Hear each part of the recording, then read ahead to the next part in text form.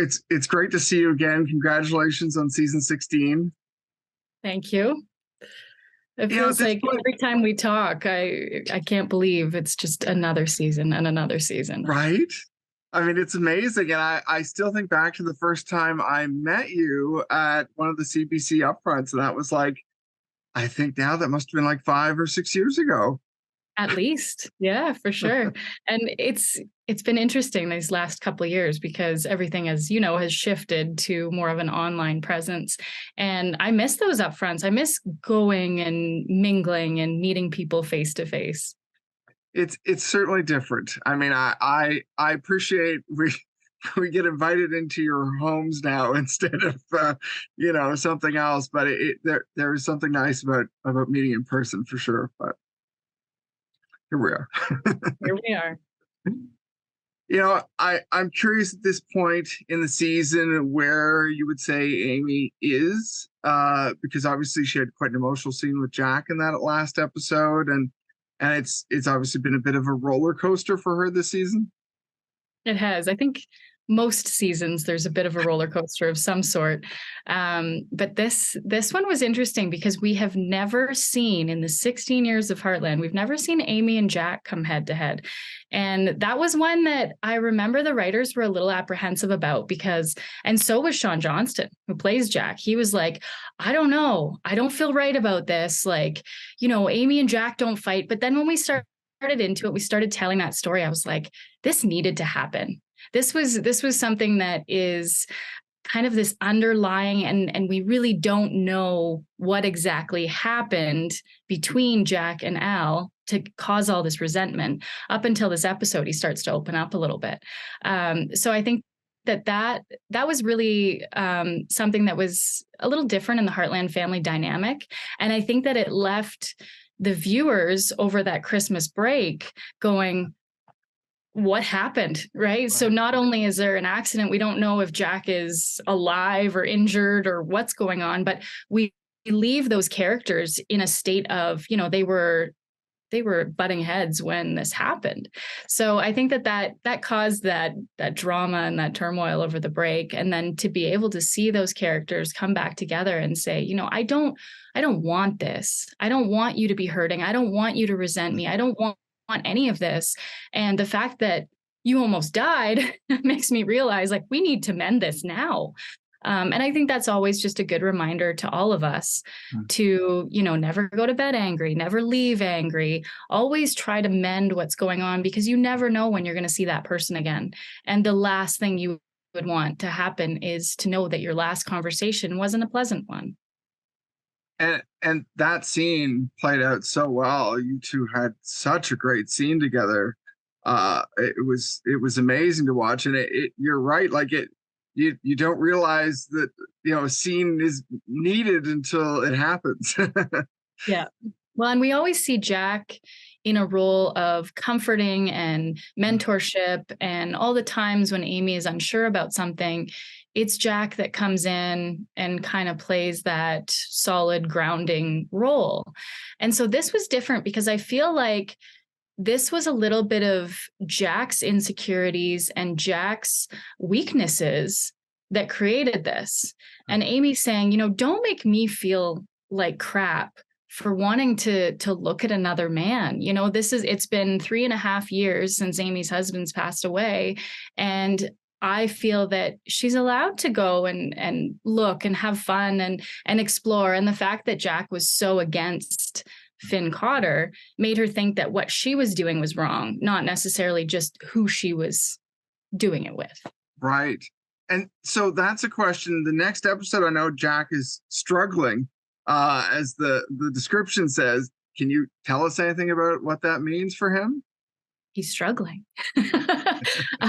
We get to find out a little bit more about the history of what happened. And that plays out throughout the rest of the season. So I don't know if we completely come to terms with what's going on next episode, but we start to find a little bit more about Jack's past, about his relationship with his dad, about some of the reasons why he has so much resentment towards Al Cotter. And it doesn't just have to do with Lindy. So we get to find out a little bit more about that. And then in the end, I think the audience will realize that this is something that Jack has been battling for a long, long time, and that this was something that needed to come to the surface. And have you had a conversation with Shaun about doing these scenes? Like, has he said how it must be fulfilling to kind of dig into something like this, multi-episode and everything? Yeah, no, and I think Shaun loves having something to really sink his teeth into, if I can say that. You know, he loves these roles where he's able to go back into the past and really dig down deep into the character of Jack. Because for all of us, not all of us, but for, you know, the main core cast, we have been portraying these roles for 16 years. So we really know the ins and outs of our characters. I mean, at least I hope we would, because everything that we've thought about for backstories and what happened prior to those 16 years in these characters' lives, we've kind of always had ideas and speculations and things like that. But when there's a script written that shows you a look into a character's past that you might not have really discovered yourself, that's interesting, because then that's something where you say, oh, I didn't even think about that. Now this is a new character trait that I get to play, and I get to dive into and use that for future reference when I'm playing my character. And it is such a living thing, because I mean, we've talked about this a little bit before in past interviews, that like the show has had such a chance to explore things that it ends up feeling so organic when you get these new details and how the characters are changing and evolving. And I mean, that must be, I'm assuming it must be very rewarding. It is. And it's something that we don't really think about, like I said, until those scripts come out. And then we say, oh, this is a new bit of information that I can use moving forward too. And every scene that we do is something that you can put in your actor bank for a past memory of that character. So you can actually reflect on your character's life just within the past 16 years of stuff we've shot. And to be able to go back and revisit those moments too, you know, if I'm like, okay, I have to remember a nice Amy Ty moment. The fans have done a great job of compiling a whole bunch of them. So I just go on YouTube and, you know, search Amy Ty special moments and things like that. And it brings back all of those memories that I can call upon for my character. So not a lot of actors get that opportunity, really, because usually when you're playing a character, you know, you're just discovering them as you're going, and you don't have any past memory except for what you create. So that's something that's very unique about playing a character over a long period of time, is you actually have those moments and those memories to call upon and to use for your character when they're needed. I've seen on TikTok too, I don't know if you've joined TikTok yet, but I've seen even there's been quite a bit of, you know, videos of people, you know, showing off what they love about the show, basically. It's great. And I love it. And I don't usually go on and watch those videos because it would take up a lot of time. But it is really nice to be able to have those moments to recall. And also is just future character research too, when you're like, oh, you know, how was Amy when she was 18 years old? Like what kind of state of mind was she at? And where has she grown and where has she gone in these last 16 years? So it is neat to revisit those every once in a while. Well, considering you have this family on set and including the people who work behind the scenes, what is it like on season 16 working with this team, this family, these friends? Like, has it changed since like season 10? What is it like now when you're all together? I don't think it's really changed a lot over the last 10 years, because those first 6 years, you're really building those relationships. You're getting to know people. You're learning about them and their own families and what they like to do on their off time. And we haven't changed a whole lot as people. So I think that major learning and growth happens in the first few years. And then the last several years have been great because we do feel like a real family. And I think that's what also brings that organicness that you were talking about earlier, is the fact that we have spent so much time together. You know, we'll be on set for 12 hours a day together, and that's more than we see our own families. So you really get to know a lot about these people you work with, but not only that, just about their characters and interacting and what you think they would react to and how they would say things. So I think that this year has been just a very similar, I don't know, I would describe it as every time you get together with your family and you kind of remember things that happened in the past and you tell stories. And especially when we're sitting around the Heartland dinner table, I find the stories just start just coming out, because it's like we have all these memories together and somebody will say, oh, remember back in season 2 when this happened? And we'll be like, oh yeah, and then we can reflect on it and talk about it. And I feel that's a very similar dynamic to what happens with a real family when you sit down at Christmas or, for a Sunday dinner and you reflect on things that happened when you were a child or growing up. And it's interesting to be able to have that with people that you work with. Well, obviously there have been challenges this season, but, talking about just in general filming this season, what has it been like? Has it been different? Obviously, you're still kind of fighting with COVID to some degree, and I know that's affected some filming, but what has it been like otherwise?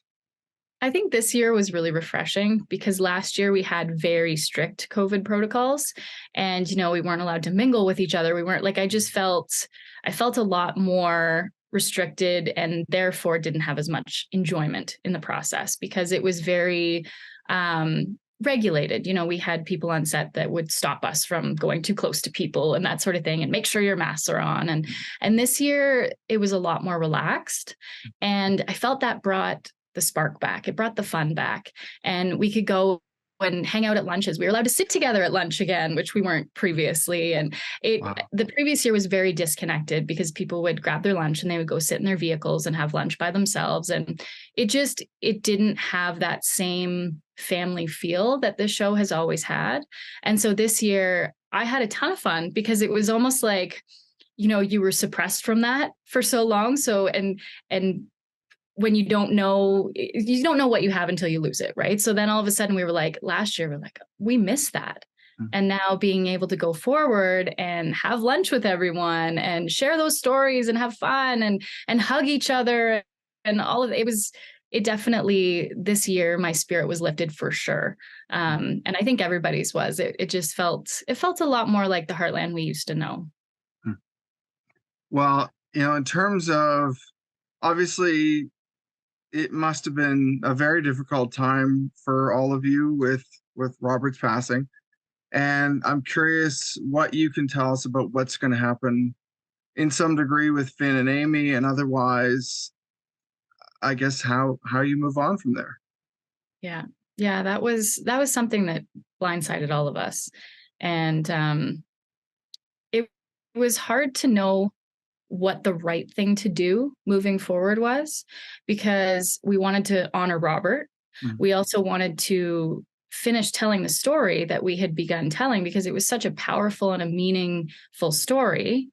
But we had to shift gears halfway through the season.